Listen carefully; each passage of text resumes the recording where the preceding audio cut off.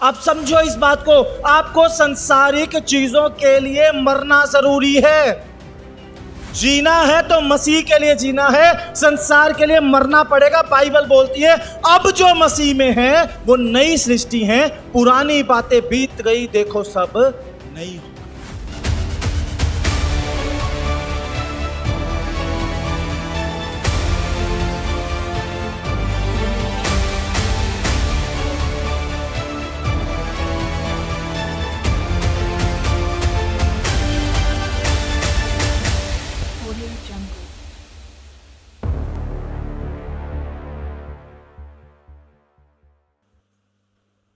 यीशु मसीह ने जो किया वही यीशु मसीह ने हमें करने के लिए बोला। आज हमें यह करना बहुत जरूरी है। अगर हम ये नहीं करेंगे हम स्वर्ग में जाने के योग्य नहीं होंगे। अब समझो इस बात को, आपको सांसारिक चीजों के लिए मरना जरूरी है। जीना है तो मसीह के लिए जीना है, संसार के लिए मरना पड़ेगा। बाइबल बोलती है अब जो मसीह में है वो नई सृष्टि है, पुरानी बातें बीत गई, देखो सब नई हो गई। कैसे हुआ नया? अगर मेरा स्वभाव मसीह में आने से पहले भी गुस्सा था, आज मसीह में आने के बाद भी मेरे स्वभाव में वैसे गुस्सा है, मसीह में आने के बाद भी मैं झगड़ा कर लेता था, मसीह के पास आने के बाद भी मैं झगड़ा करता हूं, तो मैं नई सृष्टि तो भी बना ही नहीं। मैं यीशु के पास अभी तक सही तरीके से तो आया ही नहीं। जब मुझे यीशु के पास आना है, जब मुझे यीशु के पीछे चलना है, तो मुझे संसार के लिए खुद को खत्म करना पड़ेगा। आपके सामने बहुत आसान ऑप्शन आते हैं। जिसने नशा छोड़ा उसको छोड़े कुछ महीने हुए, दोस्त आएंगे, अरे कोई बात नहीं, एक पैक लगा ले, कुछ नहीं फर्क पड़ता। अरे कोई बात नहीं, बस आज का दिन पी ले, उसके बाद मत पियो। अरे इतना खुशी का मौका है, शादी है घर में, जन्मदिन है घर में, एक बार लगा ले, इतने टाइम बाद इकट्ठा हुए, थोड़ा सा पी ले।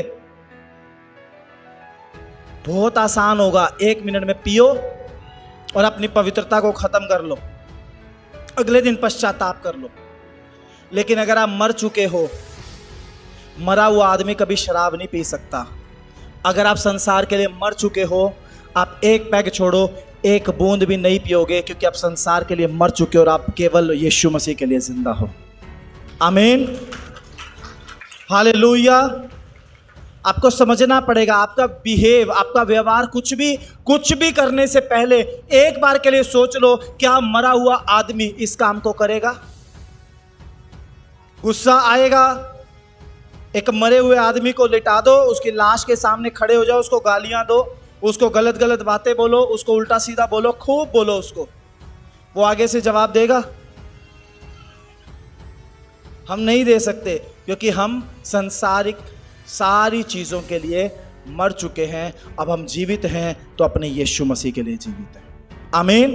बाइबल में लिखा है जैसे मसीह यीशु का स्वभाव था वैसा ही तुम्हारा भी हो।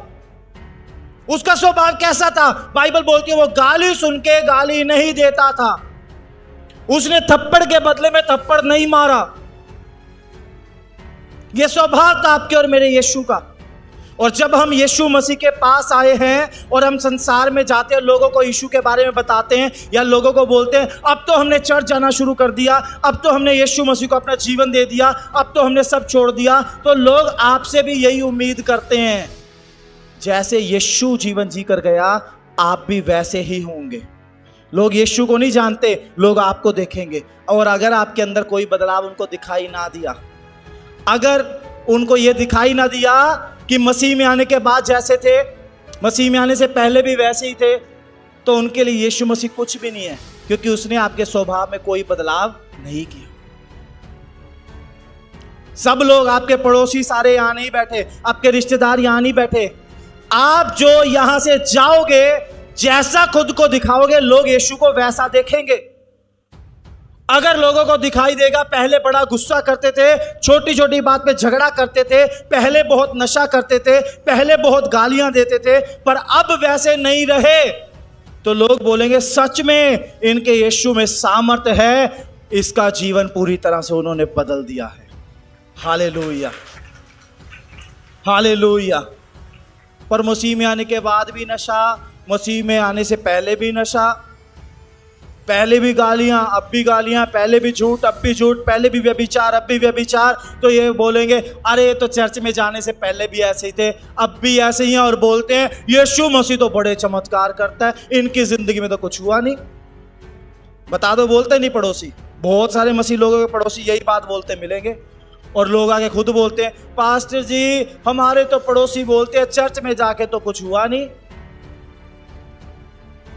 चर्च में आने के बाद सबसे पहले आपका मन बदले, आपका जीवन बदले, आपकी सोच बदले, आपके विचार बदले, आपका स्वभाव बदले, उसके बाद आपके हालात बदल जाएंगे यीशु के नाम से, और लोग आपके जीवन को देखकर आपके परमेश्वर की महिमा करना शुरू करेंगे। बोलो हालेलुया, हालेलुया। आपको मरना पड़ेगा घमंड के लिए, मरना पड़ेगा गुस्से के लिए, मरना पड़ेगा आपको नशे के लिए, मरना पड़ेगा आपको व्यभिचार के लिए, मरना पड़ेगा लड़ाई झगड़े के लिए। जब तक मरेंगे नहीं तब तक जिएंगे नहीं, तब तक नया जीवन शुरू नहीं होगा, तब तक हालात नहीं बदलेंगे, तब तक आपके मन में केवल ये रिग्रेट होगा अरे हमने तो यीशु को भी देख लिया, हमने तो चर्च भी जाके देख लिया, हमें तो इतना टाइम हो गया चर्च में भी जाते हुए, अभी भी वैसा तो हुआ नहीं। बहुत सारी बातें, बहुत सारे सवाल मन में लेकर चलते हैं। अपने आप को मारना सीखो,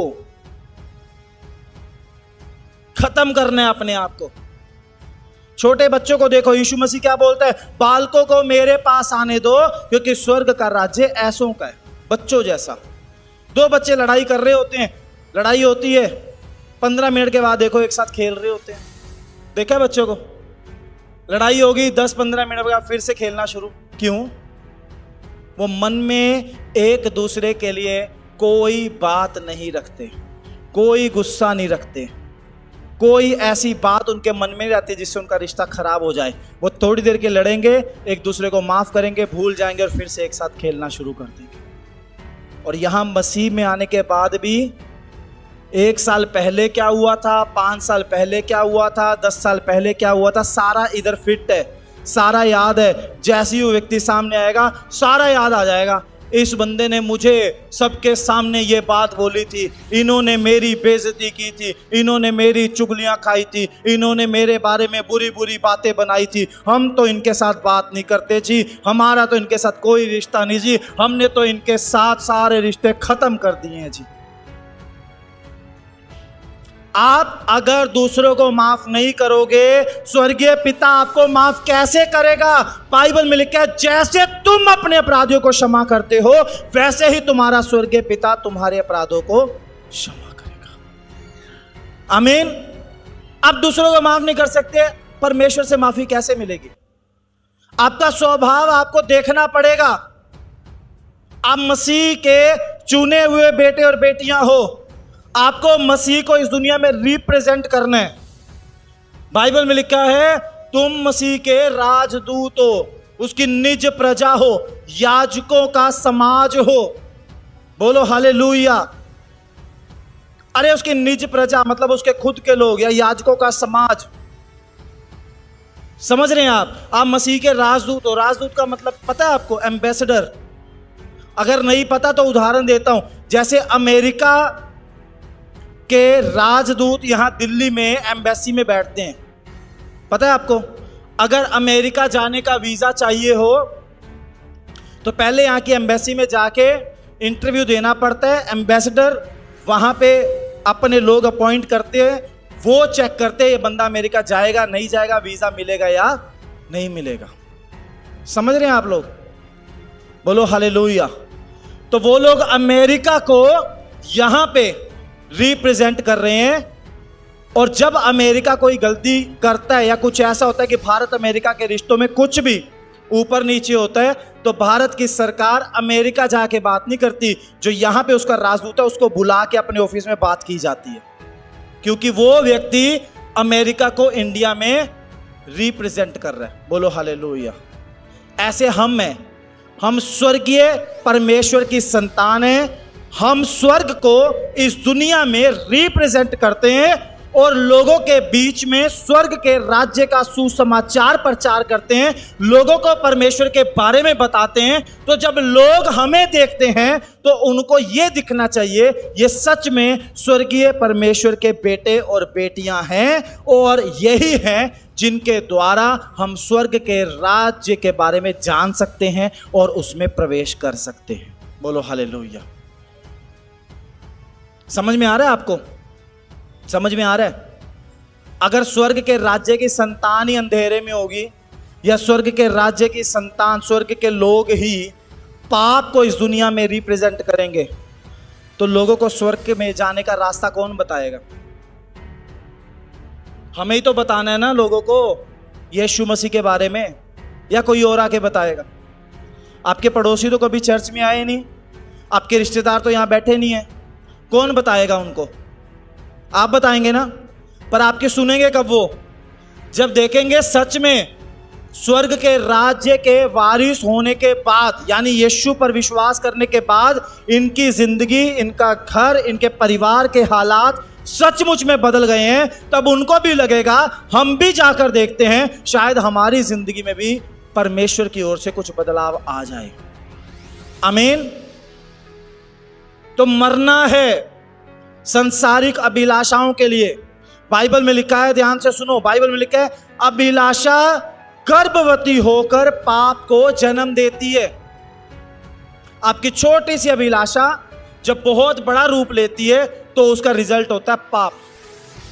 उदाहरण के लिए, सोशल मीडिया पे आपने किसी की फोटो लाइक कर दी, किसी को मैसेज कर दिया, कोई गलत इंटेंशन नहीं थी, आपने बातचीत करनी शुरू की, कोई गलत इंटेंशन नहीं थी, पर जब बहुत ज़्यादा बातें होगी, आपके मन में उनके लिए गलत विचार, उनके मन में आपके लिए गलत विचार, और वहाँ पे व्यभिचार पैदा हो गया। समझ आई? शुरुआत पाप नहीं था पर रिजल्ट पाप है। ऐसे ही कोई भी ऐसी अभिलाषा जो संसार की है, वो शुरुआत पाप नहीं होती पर उसका अंत पाप ही होता है। शुरुआत में आप दोस्तों के साथ नॉर्मली बैठोगे, जो शराब पीने वाले हैं, अरे मैं तो खाना खा रहा हूं, शराब तो बाकी लोग पीते हैं। शुरुआत ऐसी होगी पर एंड होगा आप भी एक दिन उनके साथ बैठ के शराब पी रहे होंगे, क्योंकि आपने संगति गलत की है। समझो इस बात को, आप जब तक खुद को मारोगे नहीं तब तक मसीह के लिए जीवन नहीं जी सकते। समझ रहे हैं आप? कितने लोगों को समझ में आ रही है मेरी बात? मरना है किस चीज के लिए? नशे के लिए, गुस्से के लिए, गाली के लिए, झूठ के लिए, व्यभिचार के लिए, तरह तरह की गंदी चीजों के लिए, संसार की बुरी बातों के लिए खुद को खत्म करना है और मसीह के लिए जीना है। क्योंकि प्रभु का दास पौलुस बोलता है, मेरे लिए जीना मसीह है। मसीह के लिए जीना दुख उठाना है। लोग गाली दें, लोग आपके बारे में बुरी बुरी बातें बनाएं, लोग आपको नीचा दिखाएं, लोग आपको तुच्छ समझें, लोग आपको बेकार कहें, आप बदले में उनको कुछ नहीं करेंगे, केवल उनके लिए प्रार्थना करेंगे जैसे यीशु मसीह ने की है। बोलो हालेलुया। मत्ती 5:44 में पता क्या लिखा है? अपने सताने वालों के लिए प्रार्थना करो। करनी पड़ेगी आपको प्रार्थना। आमीन। और मसीह के लिए जीना शुरू करो। मसीह के लिए जीने में क्या होगा? मसीह के लिए जब मुझे जीना है तो मुझे अपनी जिंदगी का हर दिन यह सोचना है, आज मैं अपने परमेश्वर के लिए क्या कर सकता हूं। मुझे मसीह के लिए जीना है तो मुझे अपने परमेश्वर के और करीब जाना पड़ेगा, परमेश्वर के साथ रिश्ता बनाना पड़ेगा। मैं बहुत सारे लोगों को देखता हूं, वचन में सुस्ती आ रही होती, नींद आ रही होती। अरे वचन परमेश्वर की आवाज है, आप सुस्त बैठे हो, इसका मतलब क्या है? पता क्या मतलब है इसका? आप इंटरेस्टेड ही नहीं हो प्रभु की आवाज सुनने के लिए, इसीलिए नींद आ रही है, सुस्ती आ रही है। अगर मसीह के लिए जीवन जीना है, रियल में मसीह के लिए जीवन जीना है, तो हर रोज उससे बात करोगे आप, हर रोज उसके वचन को पढ़ोगे आप, हर संडे चर्च में जरूर आओगे, क्योंकि मैं मसीह के लिए जिंदा हूं। मेरे लिए बिजनेस, नौकरी, परिवार, घर बार और संसार के सारे काम बाद में हैं। पहले मैं और मेरा परमेश्वर, क्योंकि मैं जीवन जी रहा हूं तो अपने परमेश्वर के लिए जी रहा हूं। बोलो हालेलुया। अगर सांसारिक बातों के कारण आप चर्च नहीं आ पाते, बहुत सारी सांसारिक चीजों के कारण आपका चर्च आना मुश्किल है, तो मैं आपको बोलना चाहता हूं, आप थोड़ी सी कंफ्यूजन में हैं, मसीह के लिए आप नहीं जी पा रहे।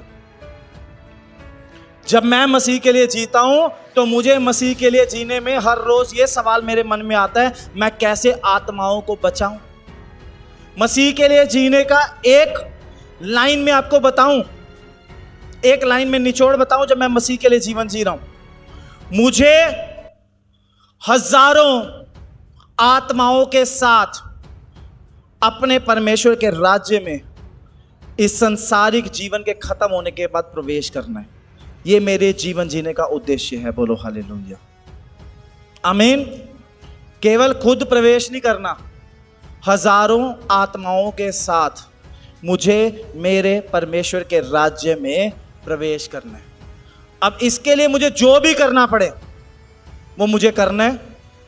मेरे कनेक्शंस जिन लोगों के साथ हैं, चाहे उसका इस्तेमाल करना पड़े, मेरी जो पढ़ाई लिखाई है मुझे उसका इस्तेमाल करना पड़े, मेरा जो बैकग्राउंड है मुझे उसका इस्तेमाल करना पड़े, मेरे जीवन में चाहे मुझे अच्छा बोलना आता है मुझे उसका इस्तेमाल करना पड़े, चाहे मुझे पैसा लगाना पड़े, चाहे मुझे बहुत ज़्यादा प्रार्थनाएं करनी पड़े, चाहे मुझे भूखे रह के उपवास रखना पड़े, जो मुझे करना पड़ेगा इस उद्देश्य के पूरा होने के लिए वो मैं करूंगा, क्योंकि मैं संसार के लिए मर चुका और मसीह के लिए जीवित हूं।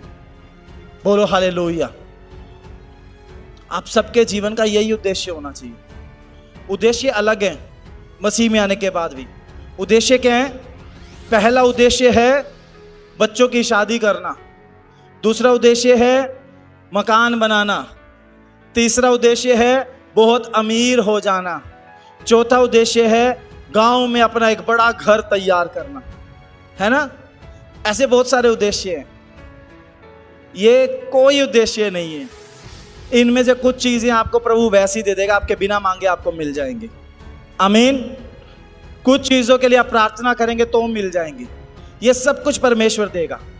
आप किस लिए मसीह के पीछे चल रहे हो, आपके जीवन का उद्देश्य क्या है, वो मैं आपको बता रहा हूं। आपके जीवन का उद्देश्य अनंत जीवन होना चाहिए, स्वर्ग में प्रवेश होना चाहिए। अनंत जीवन में अकेले प्रवेश नहीं करूंगा, अपने परिवार को, अपने पड़ोसियों को, अपने खानदान को, अपने साथ के लोगों को और हजारों अन्य जातियों को मैं अपने साथ परमेश्वर के राज्य में लेकर जाऊंगा। मेरे जीवन का यह उद्देश्य है। इसके लिए बहुत प्रार्थनाओं की जरूरत पड़ेगी। इसके लिए हो सकता है किसी के पास किराया ना हो, आपको पैसा खर्च करना पड़े। इसके लिए हो सकता है आपके जो भी कनेक्शन से हैं, जितने भी लोगों से बातचीत है, उनके साथ बैठ के आपको टाइम स्पेंड करना पड़ेगा, उनको यीशु के बारे में बताना पड़ेगा। समय खर्च हो सकता है, पैसा खर्च हो सकता है, शरीर की ताकत खर्च हो सकती है, आपका जीवन का बहुत कुछ खर्च हो सकता है, लेकिन बदले में जो मिलेगा वो कभी खत्म नहीं होगा, क्योंकि वो अनंत काल का जीवन है। एक ऐसा समय जिसका कभी अंत नहीं होगा। और अगर हजारों आत्माओं के साथ जाएंगे तो परमेश्वर हमें स्वर्ग में बहुत अद्भुत रीति से एक बड़े सिंहासन पर बिठाएगा। बोलो हालेलुया, हालेलुया, हालेलुया। मेरे लिए जीवित रहना मसीह है और मर जाना लाभ है। मर जाना क्या है? मरना लाभ क्यों बोलता है प्रभु का दास? उसको पता है, उसने दुनिया में बहुत दुख उठाए हैं। उसको पता है जब ये शरीर चला जाएगा, ये शरीर खत्म हो जाएगा, तो क्या होगा पता है? हमेशा की शांति। एक ऐसे स्थान पर प्रभु हमें रखेगा जहां ना कोई लड़ाई, ना कोई संकट, ना कोई कलेश, ना कोई दुख, ना कोई पीड़ा। वहाँ केवल और केवल परमेश्वर की उपस्थिति और अनंत शांति का समय। आमीन। पिछले दिनों में किसी ने मेरे बारे में सपना देखा कि मैं मर चुका हूँ और मैं कॉफिन बॉक्स में लेटा हुआ हूँ। पिछले हफ्ते मुझे किसी ने बताया। मैंने उसके लिए भी, मैं खुदा जानता है मेरा, सिर्फ एक बात मैं सोचता हूं कि एक बड़ी सेवा करके इस दुनिया से जाऊं। उसके अलावा मेरे मन में एक बार भी नहीं आया कि अगर मैं सच में मर गया तो क्या होगा, मेरे परिवार का क्या होगा, किसका क्या होगा। मुझे पता है इस चर्च का भी कुछ नहीं होगा, परमेश्वर इसका चलाने वाला है और ये चर्च और तेजी से आगे बढ़ता जाएगा यीशु के नाम में, आमीन। तो मैं भी यही बोलता हूं, जीना मसीह है और मर जाना लाभ है। बोलो हालेलुया। आपको भी यही बोलता हूं, आपके लिए भी जीना मसीह हो और मर जाना लाभ हो, क्योंकि जब आप मसीह के लिए जीवन जीना शुरू करेंगे तो आपके मन में संसारिक अभिलाषाएं हमेशा के लिए ख़त्म हो जाएंगी और केवल एक ही बोझ रहेगा, मुझे हज़ारों आत्माओं को बचाना है और अनंत जीवन में अपने परमेश्वर के पास पहुंच जाना है, आमीन। तो करेंगे आप उसके लिए काम, उसके राज्य के लिए काम करेंगे। बोलो हालेलुया। जब मैं मसीह के लिए ज़िंदा हूँ तो मेरा पैसा भी मसीह के लिए है, मेरा शरीर भी मसीह के लिए है, मेरा घर भी मसीह के लिए है, मेरा परिवार भी मसीह के लिए है। सब कुछ परमेश्वर के राज्य के लिए समर्पित, आमीन। अपने स्थानों पर खड़े हो जाएं, हाथों को उठाओ, आंखों को बंद करो और परमेश्वर से आज संसारिक स्वभाव के लिए माफ़ी मांगो और प्रभु से कहो, मुझे अपने राज्य के लिए आप जीना सिखाओ। मुझे इस संसार से, इसकी अभिलाषाओं से निकालकर अपने राज्य की बढ़ती के लिए जीवन जीना सिखाओ। मैं संसार के लिए मरकर धार्मिकता के लिए जीवन जीऊं। मैं इन संसारिक अभिलाषाओं से निकलकर परमेश्वर के राज्य की बढ़ती के लिए इस्तेमाल हो जाऊं। हाथों को उठाएं, आंखों को बंद करें और परमेश्वर से प्रार्थना करें।